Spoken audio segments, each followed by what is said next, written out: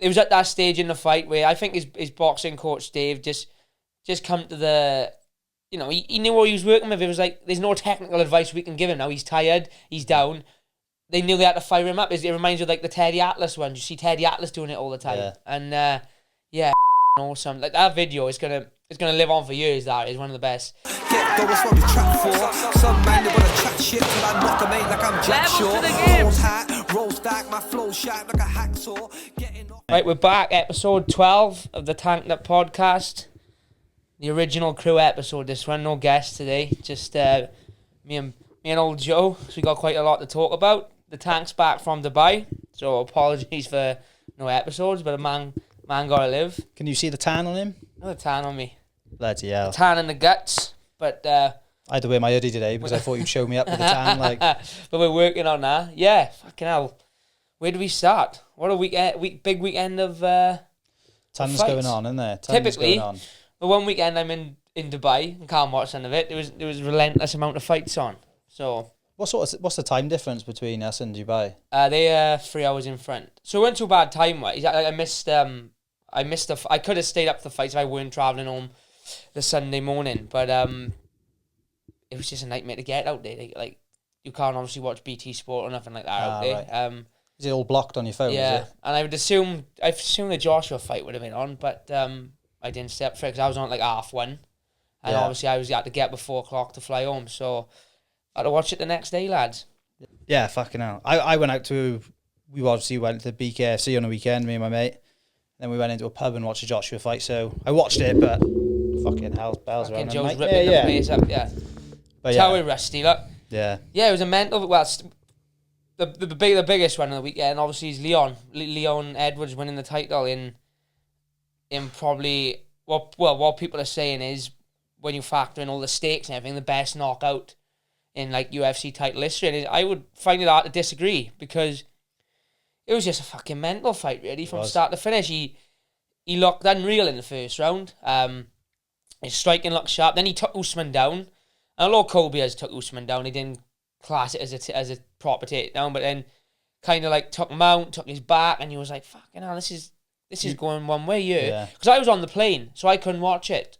And I had Wi-Fi, and it was terrible Wi-Fi. So I seen like a picture on Instagram that he took him down in the first round.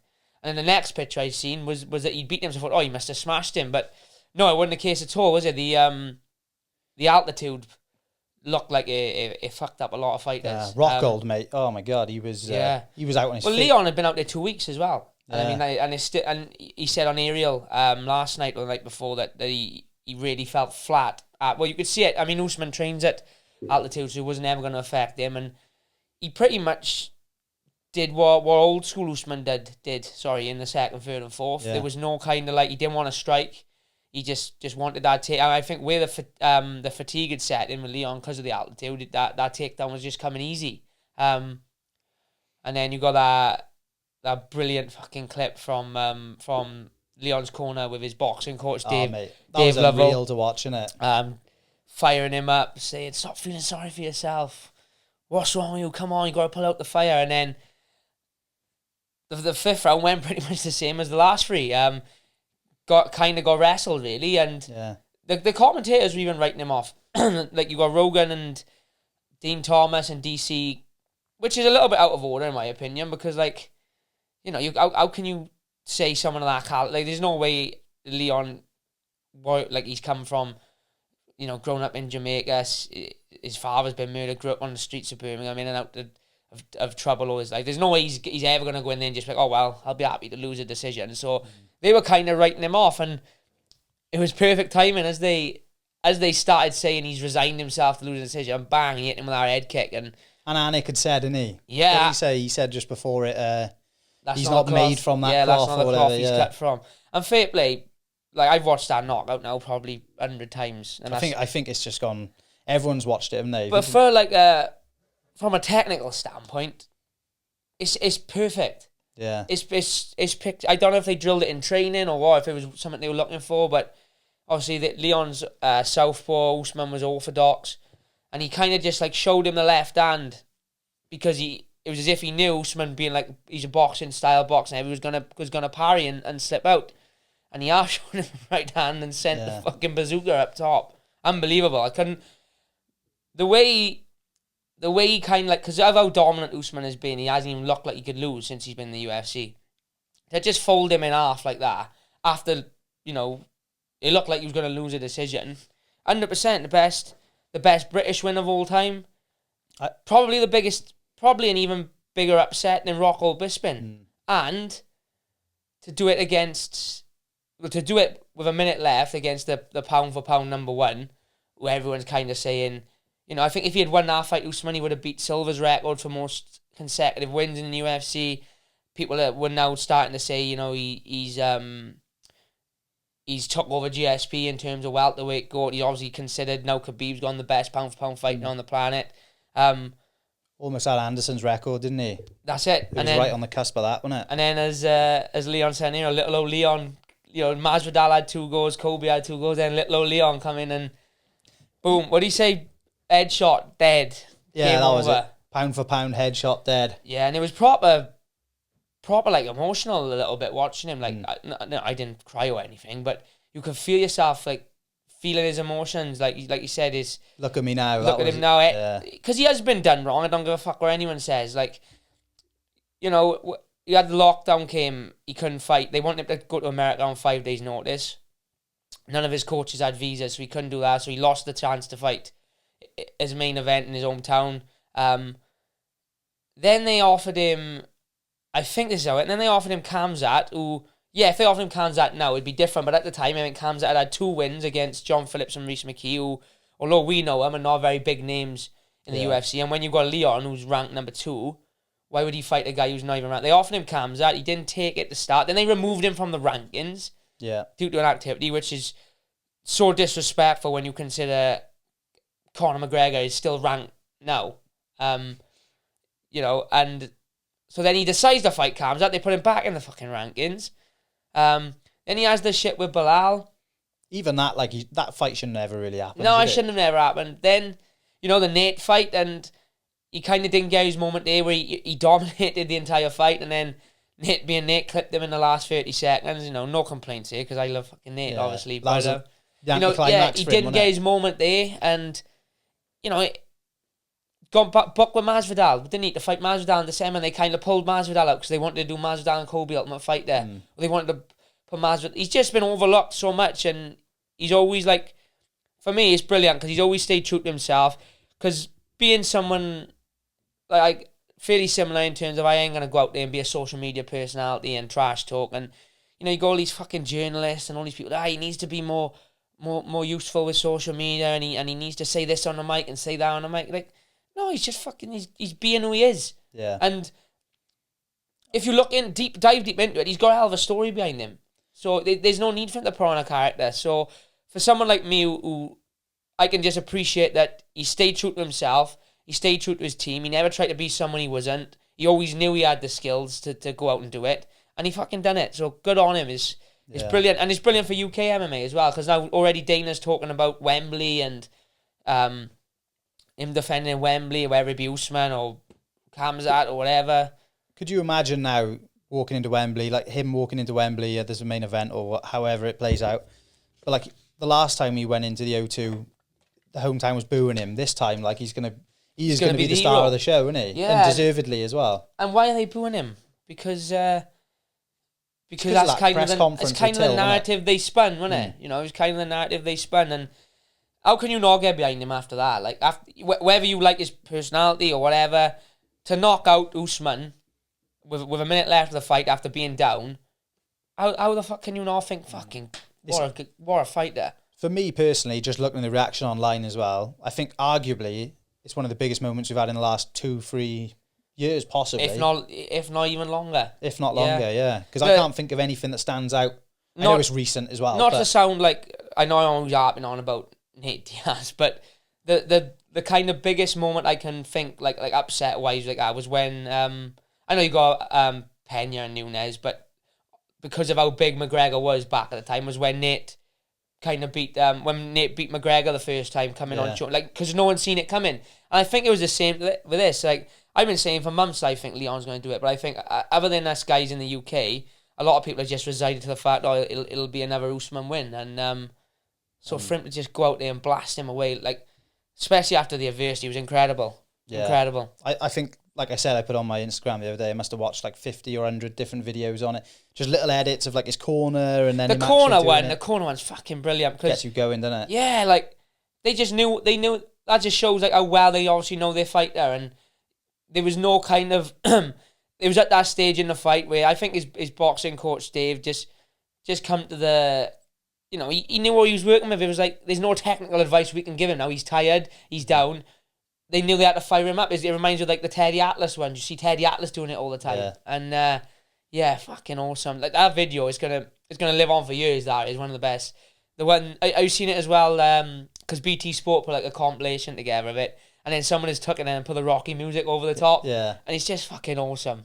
Nah, fair play. What a moment. Like, I think, yeah, it's gonna have a ripple effect in like UK MMA, that, isn't it? And so it should. Like, he deserves Wembley or a fight in Birmingham or whatever, wherever he wants. They gotta give it to him, because like, you hear him in the build up, he didn't even know where Salt Lake City was. He's gone out there, fought the #1 guy in the world. Hasn't really had a great deal of promo apart from outside the UK, because, you know, when you look at some of the promotion the Vegas cards get, I feel like this one flew right under the radar. And to go out there and just, like, same old Leon, keep himself to himself, do his thing, boom, headshot, dead. You know, like you talked about, you draw similarities between, like, because your way of thinking was always, I'm going to stay in the UK anyway and do that. Does that kind of like affirm that, this is more possible? I know you already fought it anyway, but does it kind of justify it like a little bit more? If he can do it at the peak, you know, at the championship level, and beat the #1 guy in the world in the division pound for pound, and it just shows. I mean, we've been saying it for years, haven't we, that you don't have to travel to America these days to get. You know, I've beat guys from massive gyms, from Henry Cejudo's gym and AKA and stuff like that. And not to say that they won't be boys in those gyms that can beat British guys, 'cause obviously they will. But, you know, if you're confident enough in your team and you've got a good, you know, you trust in them and they trust in you, and there's no such thing as the best team in the world anyway. There's the best team for you or the best coach for you. Yeah. You know, doesn't necessarily mean, like, not everyone could go out and use Leon's coaches and become world champion. It's just they've got the right formula for him, just like my team have got the right formula for me. And, you know, Bisping went to America and his coaches out there obviously had the right formula for him. So it's not to say it can't work. It's just say, you know, that doesn't have to be the route. But yeah, shout out Leon Edwards, Team Renegade and everyone up there. It was fucking incredible. Well, I'm still on a bit of a buzz from it now, because I could go back and watch it now. I could talk about it all day. It's only because we got so much to cover that we're not going on longer about it. But you know, it was a good little card. Rockhold and Costa was, I've seen someone say, is the best, worst fight of all time. What did you think of, like, the smearing of the blood? I thought, man, I don't know, like, I've never been in there and done it, but that was just fucking weird to me. Yeah, it was a bit weird. If I'm honest with Rockhold, I think it was a bit of, although he lost probably 3 rounds to 0. It was a bit of a redemption and a bit of closure for him. I think his last 2 or 3 fights, I think Yoel knocked him out. And then obviously Blakovic knocked him out. Like based on his fight week stuff, what he was saying about the UFC and his personal life, he's gone through a bit of shit and he's gone through a bit of a mental tough time. And I think he just needed that. I think win or lose, he needed that bit of closure. And he'd been saying all week he wanted to fight Costa because he was genuinely scared of him. And despite, obviously, he said he wouldn't let Costa intimidate him. And he didn't, in all fairness. There was times in our first round, like even the first 30 seconds, he got clipped and Costa sprawled him out and he was kind of unloading and you kind of thought, oh, here we go then, this is it. But despite being like absolutely gassed, blowing out of his arse, took some big shot, his nose shat at the pieces, was getting smashed with big shots on the floor and the ground, and he just dug deep, and I think that was the closure he needed, because that's the best. Although he didn't look like he was going to win the fight, he had moments where he kind of clipped Costa and he thought, here we go, you know. It was almost like he had a bit of closure in terms of he bit down, he'd gone in against probably one of the most dangerous guys in the division, like a monster, and just got stuck into him. Win or lose, I think he can retire proud on that performance. You know, he probably got the closure he was looking for, that if he beat Costa, he knew he still had it. If he didn't beat him, he probably knew he had to retire, but at the same time, I can guarantee he got a lot of closure from not going out there and getting starched in a round like he has done in his last two. Well, I think as well, yeah, like you say, from the last two fights getting knocked out like that, I'm sure there's a bit of bad feeling of like, well, if they didn't catch me with that, I probably could have gone on to win the fight or whatever. So this, like you say, is probably the closure he needed. But it was a insane. good fight. It was because Costa dominated for the most part, but Rockhold had his moments. There was kicks. I think in the one, I think it might have been the second, he looked completely gassed, and he just dipped and threw an overhand left and cracked Costa, and you've seen him wobble a bit, and he just thought, oh fucking hell, that's the route to go. Yeah. Dipped and threw it again. Then you had the blood smearing, and it was a bit weird, but the crowd loved it, didn't they? And look, good on Luke Rockhold, because he's had a lot of, and some of the stuff he was saying fight week was there was some good points to be made, about healthcare and bonuses and stuff. And it was almost as if he thought, well, I'm gonna retire anyway, so I'll just fucking go all out and give him what for. But I think on a loss this week, there wasn't much else. Like with what he was saying all week, it was the writing was on the wall. I think if he had a win, he was going to push on maybe, but with a loss, I think. Yeah, like you said, a win would have done a lot for him, wouldn't he? But with a loss, it was kind of... And look, he don't need money, Rockhold. He was a Ralph Lauren model. He was former Strikeforce, former UFC champion. He's got all these sponsorships. He's been making money for years. So he's not like he's fighting him for the money. Like you said, he's just took 3 years off because he wanted to. So he doesn't need to fight. It was kind of, I think, he wanted to fight for that closure. Yeah. Unreal. What a weekend, though. Like, Aldo was a little bit of like that was a little bit slow as well, wasn't it, for him personally? It was a bit of an anticlimax. It was a bit of a sad one to watch.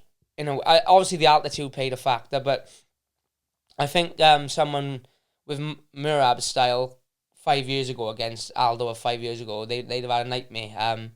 But you can't take nothing from Merab. Relentless, although like not the most technical striker, not the most exciting fight to watch, was it? But he did what he had to do, and he didn't stop.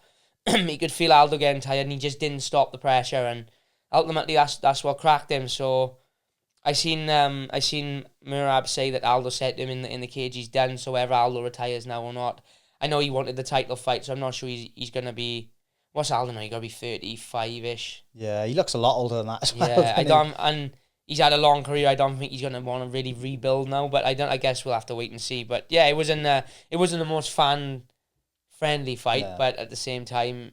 That's what happens sometimes, isn't it? Sometimes you got to do... Yeah, you got to do what you got to do. Merab was never going to come out there and trade with him, was he? He was always going to do that. So that was a big win. I think that puts him at number 3 now as well. So depending on what happens with I know obviously one fight Aljo, so depending on what happens with Dillashaw and Aljo, it'll all sort of depend on what happens with that title fight. He's not going to fight Aljo. I don't know if Aljo maybe beats TJ and goes up, or what. I guess we'll have to wait and see. Yeah, but then Volk wants to go up, so it's like kind of hard, isn't it? Which way are you going to go with it? I mean, UFC don't seem to really like Aljo either. No. So I can't see that he would go up a weight. I mean, he doesn't want to fight Volk, in my opinion, because Volk's a fucking nightmare for anyone.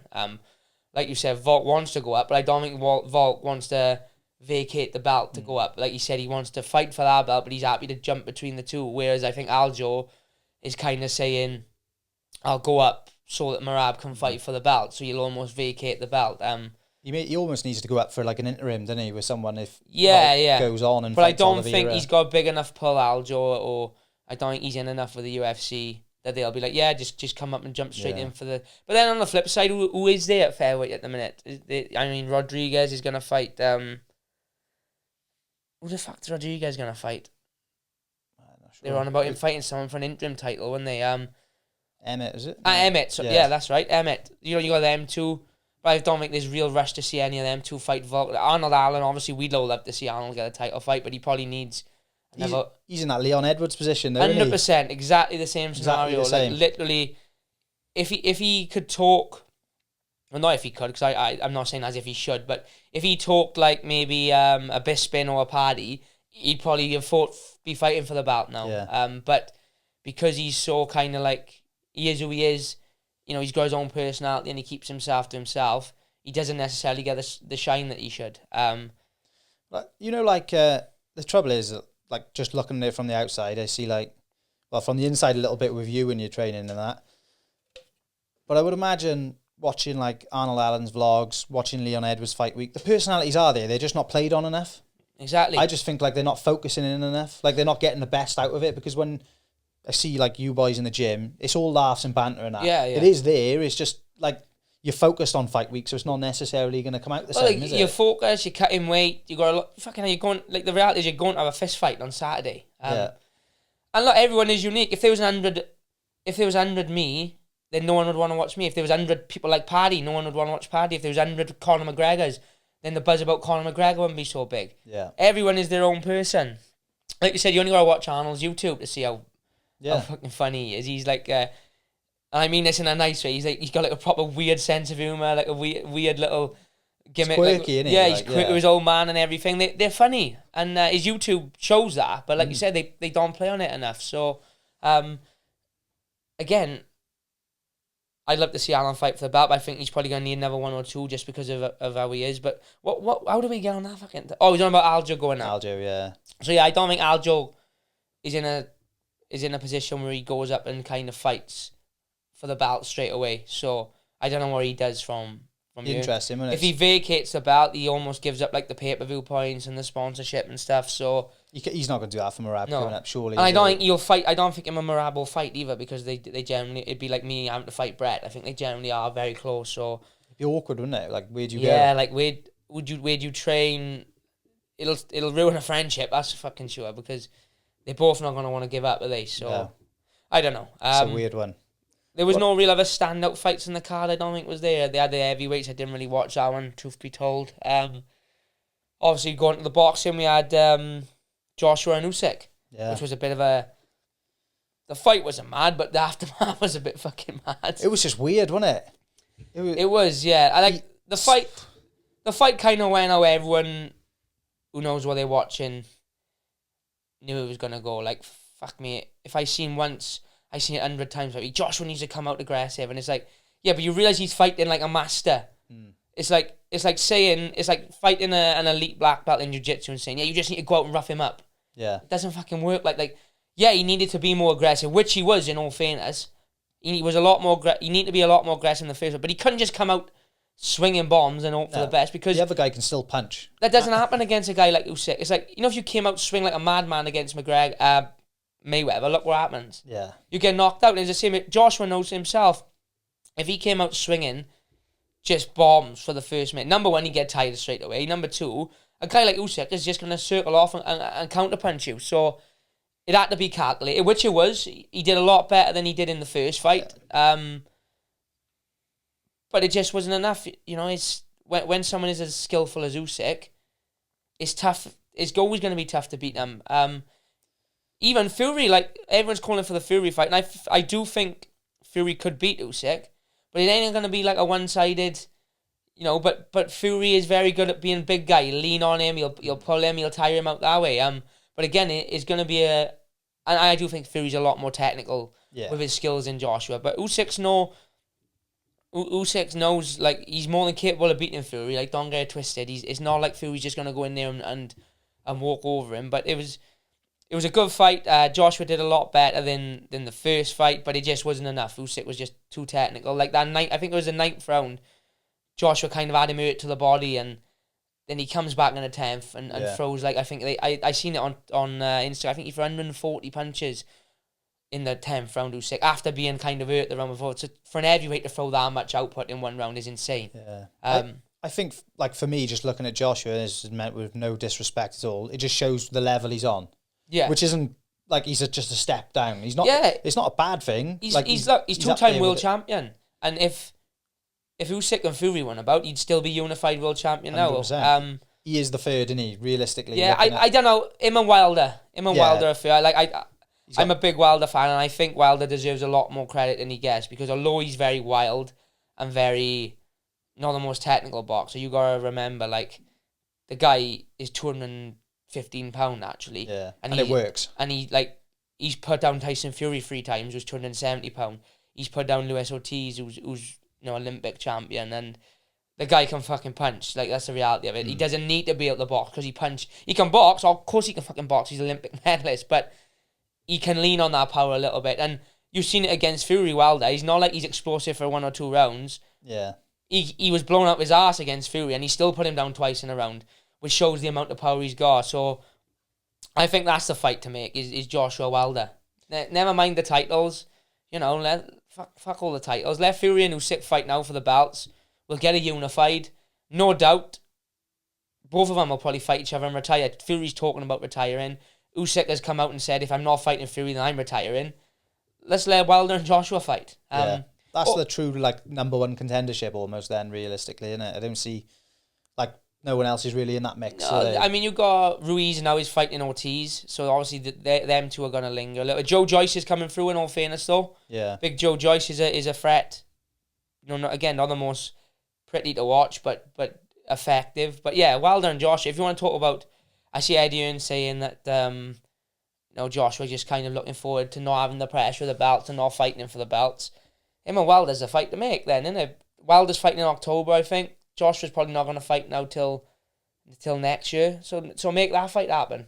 People have wanted that for a long, long time. So, and it's a fight that kind of suits Joshua, because you're not going to have to worry about Wilder being tricky. It's just going to be a matter of who lands the first big bomb. I think as well, they'd probably sell better than either of them fighting around them with the belts anyway. 100%, yeah. Just because everyone... Don't be wrong, like you said, the Fury-Joshua fight is the big one, but that's not going to happen now. That fight's dead now. So... Yeah, 100%. That fight sells. Whether you do it in America or you do it in the UK, there's no one who enjoys boxing and won't want to see them pay, like, stand and trade. But yeah, he had a bit of a mental breakdown, didn't he, at the end, Joshua? Someone in his team, like, it's like they haven't got enough control. Not that they should have control over him, but there should be someone like saying, come on, mate. What I will say is, I seen a clip yesterday, and you seen the clip, didn't you, of Joshua saying to him, you're not strong, how did you beat me? But oh, that was good. That was nothing wrong with that. But that was the media. Again, the initial headline was Joshua says to Usyk, you're not strong, how did you beat me? And again, it was a typical media, want to get clips. Because when you watch the full clip, it's respect. Usyk says to Joshua, you're strong. And he's like, I don't want to be strong. He says, you were strong, how do you beat me? You beat me because of skills. I need skills. So it wasn't Joshua saying to him, you're shit, how did you beat me? Like the media tried to make out to start. He did throw the belts. And he did storm out to the ring, and he did come back, and he came back, and it was a bit weird to watch, but you could see it was raw emotion, and he was doing his best to... It was genuine. He was doing it when, in my opinion, when he came back, I think he was doing his best to kind of right the wrong of him throwing the belts out the ring and him kicking off. I think Eddie Hearn said he left the ring because he knew he was going to explode, and then he got the back and kind of thought, no, this isn't right. This isn't how our champion should act. And he came back, and I know the speech was a little bit weird, a little bit nuts. He did give Usyk props, and he did do his best to kind of damage control. Did you ever see his interview with IFL TV? I think it was after the first loss to Usyk.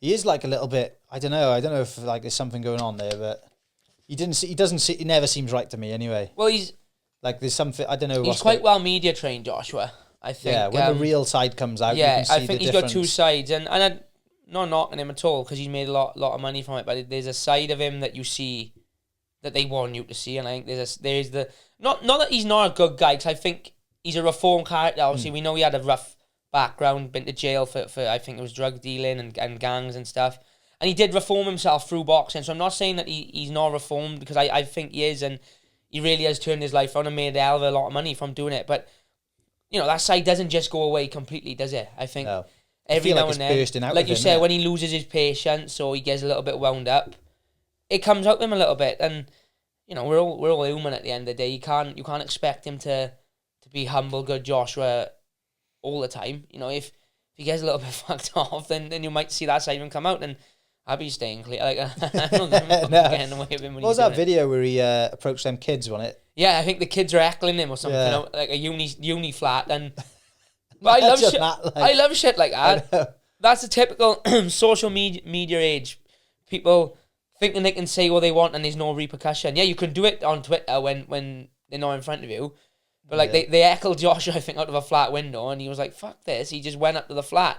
And he's in there, and you can just see they're all shit in their pants. And it's like, well, yeah, this is real life. Like, I know. You've pissed off now a 6'4", 18 stone, two-time world champion. He's in your face now, like heckle him now, and they won't do it, will they? And you haven't got a fake profile picture you can hide behind. No, exactly. So. Like deal with it. Like deal with the to be honest, I know he couldn't because he got to jail, but I wish he did slap one of them, even if it was a 50%, just to keep them in touch with the real world. Like but yeah, I don't know where Joshua goes from here. I don't think he retire. I think he will fight. Obviously Usyk wants a Fury fight, which they're talking about being the World Cup final weekend, I think, in December. I'm seeing on Facebook. But again, I don't know how they could have made that fight that fast. It's never a simple make at the same time, Usyk promotes himself. So all the chips are in his favour now because he's not promoted by Matchroom or Frank Warren or whatever. So he promotes himself. I believe his manager who promotes him then, the head of Usyk Promotions, is like one of his best friends. So they can play where they want to play now. They got all the belts. Fury's got the other belts. So if they want to go and fight Fury, it won't be a tough fight to make. I don't think there's no mandatories at the minute. So yeah, fucking hell, why not? Like let's go and see that fight, and then whatever the pair of them want to do, they can do. Joshua, let's let Weld have his fight in October, get him back in the win column, and let's run that one. Yeah, I definitely think the Fury Usyk, that's going to be made, isn't it? One way or another, it may take a while.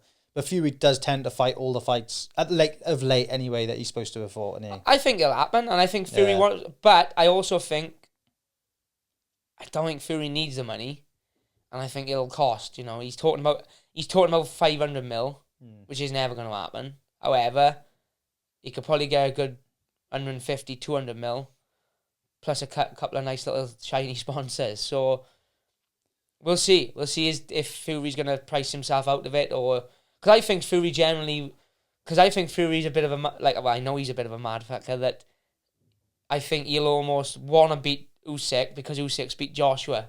Yeah. As if to say, look, he's shit, you shit. 100%. I smashed him, so I could obviously smash you. Because he knows now that Joshua fight's never going to sell. Yeah, it's gone, isn't it? There's plenty of fights here for Joshua as well. Dillian White's never fight for him. Dillian White, Chisora. So I guess we'll have to see what happens. The Dillian White fight is that's a rematch people would like to see, and it's a style that suits the pair of them. But yeah, nothing to talk about on the undercard because it was fucking trash. It's always the same with boxing, though, isn't it? Not always the same. I'm not saying trying to disrespect. No, you're right. It is. But they don't build them, do they? You get one or two, you get the Eubank Ben fight now because it's not a world title fight and they haven't got to pay all the sanctioning fees. I would imagine the undercard will be after. I don't think it'll be out of this world, but you may get a British title fight or European title fight. But you don't get many, do you? You get the main event. No, and that's it. It's crazy how it works, but it's just not a model. Everyone's turning up for the last fight, aren't they? Well, yeah, and that's why kind of like I don't get how the pay-per-view model works so well for boxing, but not so well for UFC, because the UFC pay-per-views, unless it's McGregor, tend to be quite low numbers and they have pretty decent undercards. Yeah. You know, whereas like boxing, like you said, is just one. You may have a decent co-main and you got one big main event and that's it. That's kind of at the BKFC on the weekend, like probably half the arena filled up right at the end. For MVP and Perry. Yeah. Yeah, so Big Joe went to BKFC, had a bit of an eventful night. You've obviously been to before we get into the fight. Yeah. You've obviously been to a lot of the BKB shows so what's Sean's promotion? Sean. That's just called BKB. BKB, and then this is BKFC. So how do they come? Because obviously, like just from the outside looking in, that BKFC reminds me of like a big boxing show, or reminds me of a UFC event. Yeah. But obviously, it looks a little bit more. I don't want to slag. I'm not slagging off BKB or anything, but it looks a little bit. It looks a little bit more. I don't know. It looks a little bit more professional. Like it is. Like it looks a little bit like the cameras. They've got deals. They got like the logos on the ring and everything. It's no like you don't kind of see like the crowd right on the apron and everyone rushing the ring. It looks like it reminds me of UFC a little bit, because I think the guy used to be an MMA promoter, didn't he? That David Fieldman or Feldman. Yeah. Well, to be honest with you, I've never been to a UFC event live, but it's levels above like what the BKB is. Like the securities. For a start, I think I said at the BKB before, everyone stood up and going wherever they want. It's not like that. You sat in your seat sort of job. So where was the venue? Is the OVO, which is like next to Wembley. Right. So it was I don't know how many it held. It's quite big, like yeah, surprising. It big. Yeah. But yeah, it was I'd say it was well put together. professional. The screens are in the right place. You're like, yeah, it just looked really. It looked a good setup. Bigger than that, I think you would have not been able to see as much. Even like the seats we were in were probably some of the furthest away, but it was real clear. They pay quite well as well from what I'm hearing. BK, not I'm thinking of a fucking joke. They don't pay enough to get me in there, but I hear they pay well. I know.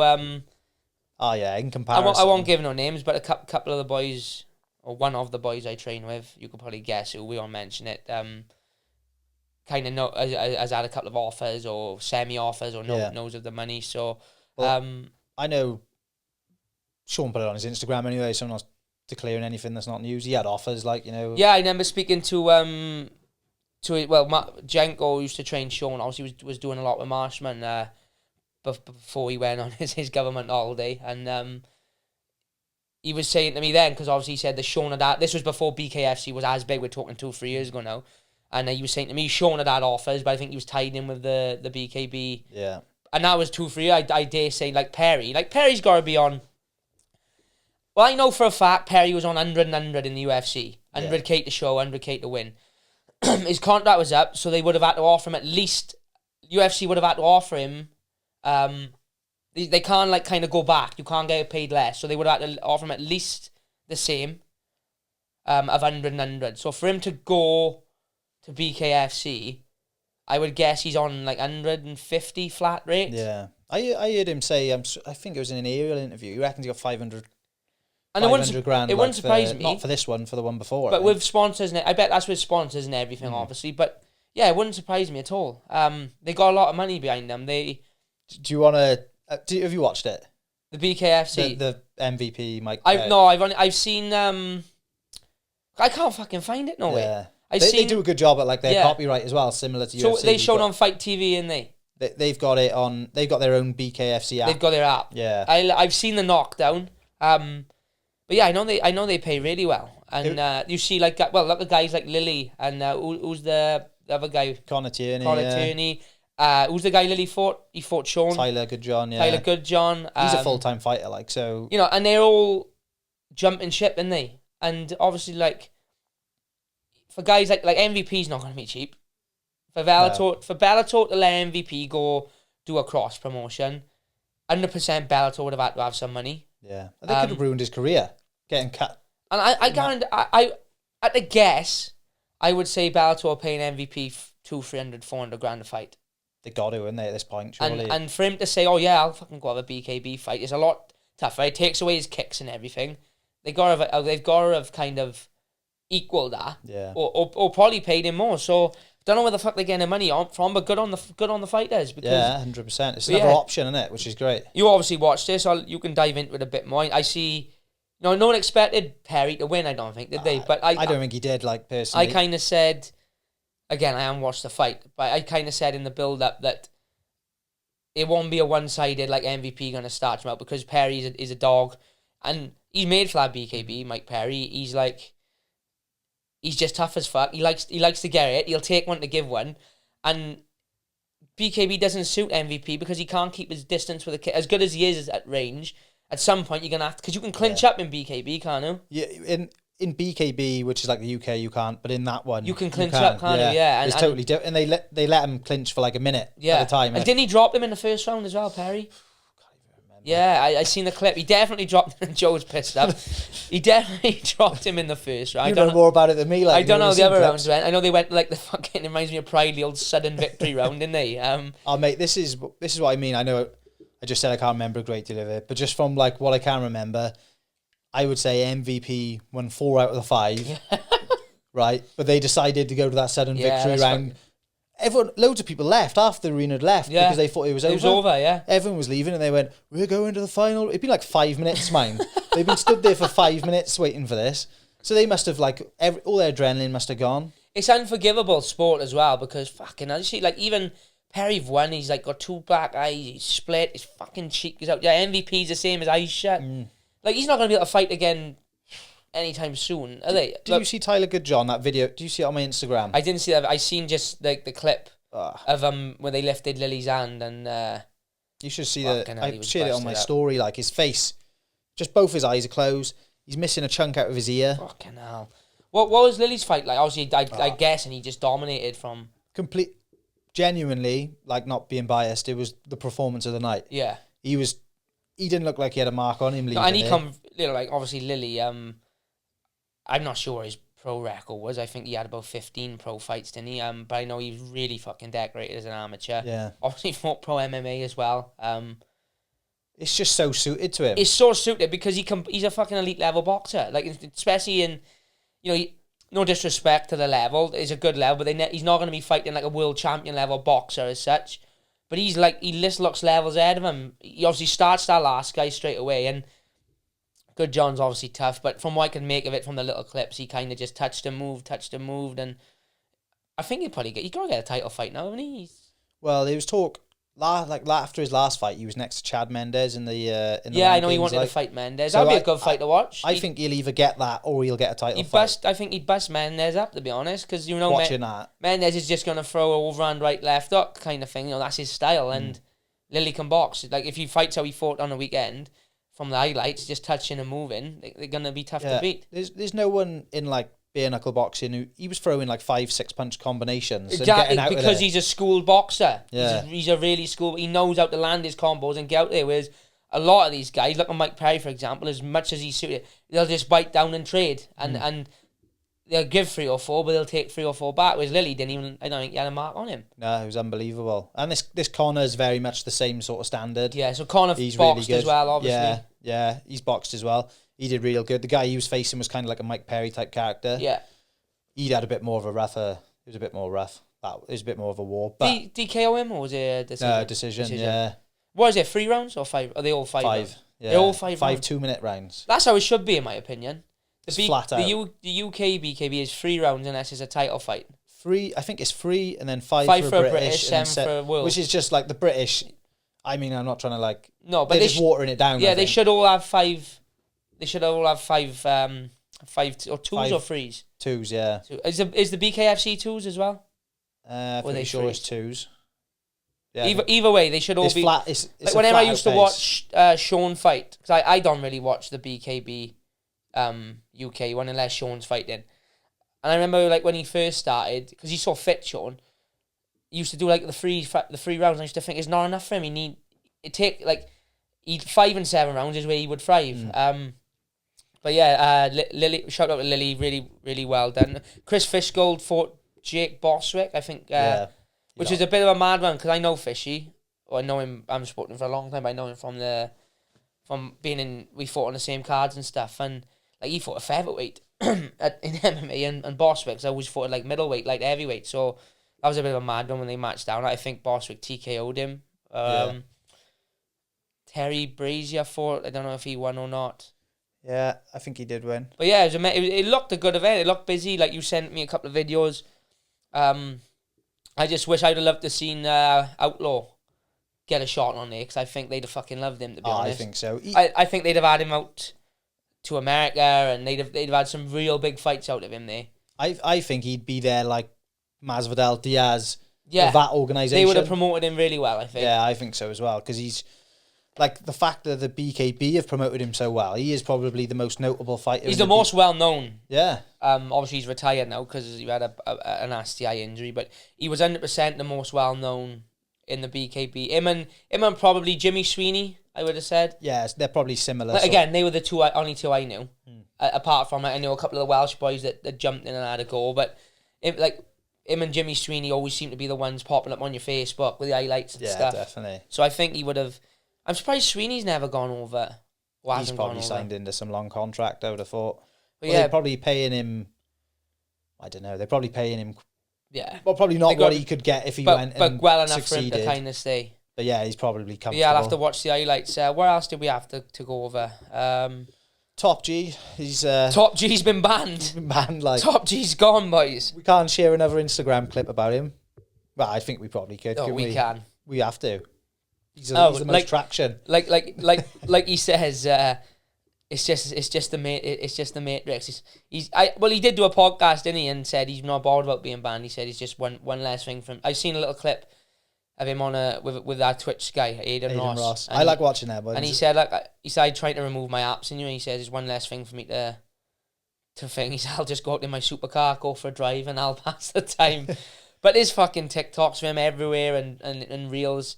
He's not going away anytime soon, is he? I did think it was a slight drop off though. Like, I don't know. I genuinely thought it was. Well, you didn't realise he was banned, did you? No. So I text Joe this morning and said, "Oh, fucking, we'll have to chat about Top G." And he's like, "Why, he's been banned?" So, like you said, they haven't really come out and said it. It's kind of like they're just trying to drop him off a little bit. But he'll find a way back. He's sure. back in there. He's still on YouTube flat out, isn't he? They haven't got rid of him, which is good. I just think it's just criminal, like, because you can either watch him, take it on board, choose to use it in your life, or you could not. And I think that should be, no matter how stupid any idea is, you should never cut it out. It shows the society we're in today, because love him or hate him, right? Whether you like what he says, I find him quite funny, right? My missus fucking hates the guy, hates him. And I know a lot of people that hate him. I know a lot of people that are like us. I know people who live and die by every word they say. Then you've got the in-betweeners like us that find him quite funny. I think, well, that makes sense. Oh, I don't know about that one. Yeah. But you can't just fucking ban people because you don't like what they're saying. No. It's the same with Donald Trump when they banned him off Twitter. It's like, how can you ban someone because you don't like... What happened to freedom of speech? It's like, it's social media. It's kind of like, right, so because you have this agenda and they don't suit your agenda, we'll just ban them. No one likes the person who goes and tells the teacher and doesn't deal with it in their own way, innit? It's like, I don't know, whether you love them or hate them, whether we're talking Trump, Top G, whoever we're talking about, because you don't like their message, you can't just ban what they're saying. It's like, I don't know, the left from the fucking right. I'm not involved in politics. I don't get involved in it because to me it don't mean anything. But say you're on the left and Facebook is on the right. How can they just fucking ban you because they don't agree with what you're saying? Like, isn't that the whole point of discussion and social media and freedom of speech is you can say what you want to say to a degree. Yeah. To a degree. Don't be wrong. I don't condone people saying, things about killing and whatever, we turning up to each other's houses. Yeah, we won't fucking go into all that, but to a degree, you should be allowed to say what you want to say. You should be allowed to say what you want to say. As long as you're not physically threatening each other and threatening of violence and, threatening children and whatever. I just don't get it. I don't get, where the fuck does, how is there not, well, how can, it's like Donald Trump. Again, I'm not involved in politics. I quite, to an extent, liked what Trump was, because I try not to buy into the media's bullshit too much. I try to like if I see an headline, I'll try not to just look at it. I'll try and click it and read it and do a little bit of research if I'm gonna have an opinion on it. And a lot of the stuff they would bring up about Trump was bullshit. Some of it was true because he can be a bit fucking lunatic-y at times. But a lot of the stuff they said, like the thing about he's telling people to drink bleach. No, if you do a little bit of research, you can see where that came from. And then they just shut him down. They were like, gone. Like the Nalt Boys. See that? The Nalt Boys done a podcast with him. I think he did 10 million views in 24 hours. Gone. YouTube removed it. Why did they remove it? Because they didn't like what was being said on it. But at the same time, you choose to click the video. It's not like the 10 o'clock news, where regardless of what you're doing, that's going to be on the TV. It's YouTube or it's Facebook. It's like banning Tate off Instagram. You choose to follow him. Like, you can't, they're not going to ban all these accounts that are sharing his reels, so they're going to surface no matter what. You choose to follow him. If you agree with what he's saying, you'll follow him. If you don't, it's like people I don't like, I won't follow you. So I don't have to see your bullshit. I always say the same about me. If you don't like me, or you don't like what I got to say, or you don't like my opinion, you don't have to follow me. It's social media and YouTube. It's not fucking every day. It's not like the 10 o'clock news. Just don't look at it. If you don't like those 10 million people that clicked the Trump interview, they clicked it because they wanted to watch it. Not because, they're riled up like, fucking Donald Trump. I just don't get it. I just don't see how you can just make someone go away. I just looking like, don't want to get too much into like politics and all that, because it's not what we're doing. But when you look at the world and how it's being guided at the minute, it's guided towards like being woke. Everyone's got equal rights, although when they're saying it's equal rights, they're not actually giving them. They're giving them to certain individuals. Well, it's not. Like you said, it's not equal rights because you're banning these guys because you don't like what they got to say. If it was truly equal rights, everyone would be allowed to say what they wanted, regardless of their opinion. But like Top G, how many years has he wound back a lot of males' mind? Like, that's why I think they're banning him, is they don't like the fact that, because this resonates with people. We're going in a direction which isn't natural for us as human beings. We're in a direction where, you know, and I'm guilty of it. We're all eating crap, we're all drinking, we're all mind numbing ourselves. And he's easier telling you not to do that and to take it back. And women have got their role, which I'm not saying is right or wrong, because I think they can work, that's up to them. But also I see it with myself and my missus, like she would happily stay at home and be a housewife and look after the kid and all that, because that is like ingrained in her through years and years of civilization and everything. It's not just that as well, right? It's look at it with your own eyes. Yeah, exactly. Because if you hate him, you hate him. But don't hate him because people are telling you hate him. Same as if you like him. Don't love him because as a man, I don't necessarily need to love Andrew Tate because everyone's telling me, oh, he's just saying what men need to hear. There's some, again, I keep saying it, there's some things he say that I think, yeah, that makes sense. There's also some things he say I think, come on now, you're talking shit. But being an adult, I can also look at Andrew Tate and think, right, a little bit of this is a character because he knows this is going to get clicks and he knows this is going to do this, that, and the other. You see his Twitch streams with that Aiden Ross, you can see he lets his guard down a little bit and he has a little giggle and a little laugh. And there's some things he says, you know, about women and stuff that I don't necessarily agree with. Like you said, are women more emotional than men, or whatever? Probably. Like if I had to take a guess, I would say yeah. On the flip side, I seen him do an interview with Dave Portnoy, and he said if a plane's crashing, he would rather have a male pilot land the plane, and then at the same time, I'm thinking, well, I don't give a fuck who lands the plane, male or female, as long as they know how to land the plane. You know, if there's a female pilot on there and she's better than the male pilot and the plane's crashing, then 100% let the female land the plane. I wouldn't just say, pick the man because men are better in these scenarios. Yeah. But at the same time, there's certain things he says that I can kind of be like, that does make sense. But at the same time, regardless of whether I agree or disagree, I won't be out crying for him to get fucking banned. And we've got to be careful what we're saying by here, because for anyone who doesn't know, there's a load of hairdressers out there. Yeah, that could storm the place. They could hear us talking about this, it could go wrong when we get out there. Regardless of what he does, whether you like it or hate it, you can't just silence him.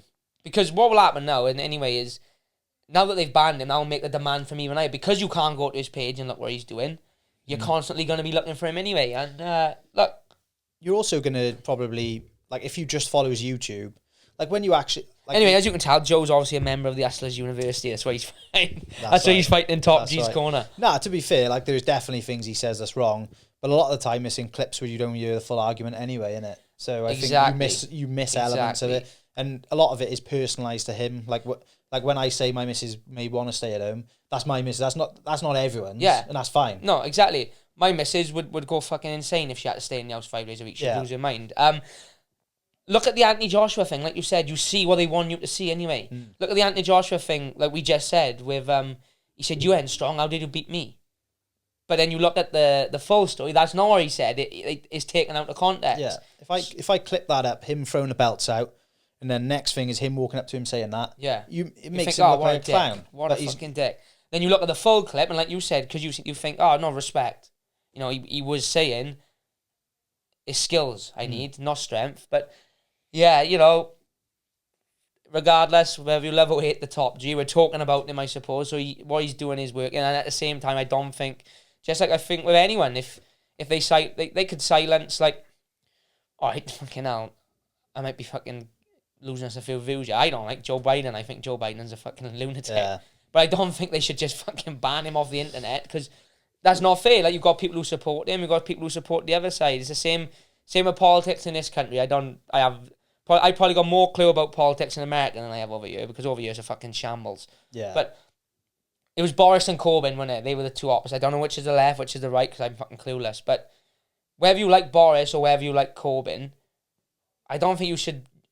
Say you support Boris, you shouldn't want to silence the other guy, and vice versa. If you support Corbyn, you can support him, but don't cry out for the other guy to be silenced, you know?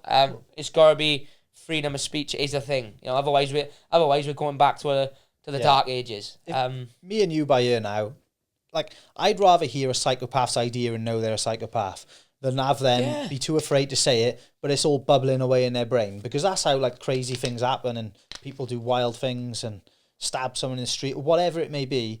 Like, all these things are because they boiled up in their head and they haven't been able to talk about it, and someone either put them right or like, for instance, if you were saying a load of stupid things by ear, everyone would rather know. Yeah, of course they would. Like, then keep it. Make your own choice then, innit? Be transparent. Like, what we want is complete transparency, really, in the world, innit? Because then you can see, and everyone can make a clear judgment. If Boris is like completely hiding everything, telling you what he want to hear, which is basically what happened, then he gets in and makes a load of fuck ups. Like, you're gonna hold him to accountability to something he never was. And to be honest with you, man, they're all like that over here. They're all fucking lying. Yeah, they are. But that's the problem. That's what I kind of appreciated in a way with Trump was what you see is what you get. You know he's a fucking nutter. You know he's a billionaire. If he says he's going to do something, he's likely going to try and do it. Yeah. Unless the powers that be shut him down. But anyway, we got a bit deep there. Let's finish it up with a quick recap on Cage Warriors last week. Or the week before last. Great experience, to be fair. Great card, like. Yeah, good to see a big show back in Wales. The setup was wicked. You know, the crowd was all right. It wasn't packed out, if we're being honest. But at the same time, they kind of didn't announce many fights till like the week before, and you know it was almost like it was a bit of not a rush job, but they didn't announce the show till 6 weeks before, did they? So the odds were against it, but it was a decent little crowd, good atmosphere, some good fights. The amateur card was really good. We had boys from the gym get some good wins. Rowan defended his belt. He looked really good. Kane looked really good. Kane had like a 50-second armbar over Jordan Little, who just took second place at the Four Nations. Yeah. Which is a big win. You know, Jordan's really good, comes from a good gym. What's his name? Lennon? What's his first name? Lemon. Yeah. Morgan Lennon. That was like, for me, I'm gutted because I didn't really get much footage of it, but that was like the best walkout. Yeah, brilliant. He was bouncing, wasn't brilliant, yeah. He's shouting, yes, sensei, in the middle of the fight. He's a character. He's a character, yeah. Keep an eye out for Morgan. And yeah, the pros, look, we had Steph didn't get the results she wanted. Always knew it was going to be a tough fight. You know, the pair of them. Yeah. Former IMF champ. She probably, the girl was probably the best female in Europe in terms of at her weight. Steph did really well, I thought. Got out with a judo throw, landing in a bit of a bad position, managed to scramble up. Was keeping the pressure on the girl. She had a lot of size on the girl as well. Just got caught, one of them things. Tough first fight to take for your pro debut. You know, usually you get built up a little bit. But she's in good spirit. She's been back to the gym. She wants to fight again for the end of the year, which is all good signs. Do you know what I mean? Plenty of positives to take from it. You know? Who else did we have at pro? Owain Williams didn't get a win, but probably, for me, fight of the night. Yeah, it was a tear up, wasn't it? Fought a guy from Fight Academy Island. Sorry, I don't know his name. Really good level striker. Good tie. He had really good knees, kicks. Great gym over there with Pat and all them lot. And Owain just did what Owain does. Just turned it into a dog fight. Probably got started a little bit too late. Lost the first round. The second was close. Obviously, the judges scored it to the boy. And Owain, whatever judge scored that fucking 30-27, Graham, fucking sack him, because he won the third round comfortably. I could live with a 29-28 because the boy won the first. You know, second could have gone either way. I'm probably going to be biased towards Owen. If I looked at it back now, who knows? But I can see how you could have scored that second round to either of them. The boy probably was more accurate and more busy. Owen probably landed the bigger shots. But great fight, back and forth from start to finish. Owen nearly caught him in a Kimura at the very end of the fight. Landed a spinning elbow. But yeah, fucking brilliant fight to watch. And then obviously Oban in the co-main performance of his career against what's his name? Bonner. Sorry, Bonner. He seemed calculated, didn't he? He knew what he was going in there to do. He fought the perfect game plan. I know the game plan going in. We had him on the podcast. I could tell he didn't want to give too much away, but the game plan obviously was touch him, keep moving. Oban was a much better striker. Keep moving, avoid ending up on our back and wrestling where we can, because Bonner's a good grappler, but he's susceptible to takedowns, and that's exactly what Oban done. Dominated the first round. Well, dominated every round, to be fair to him. It was a shutout, he got tired.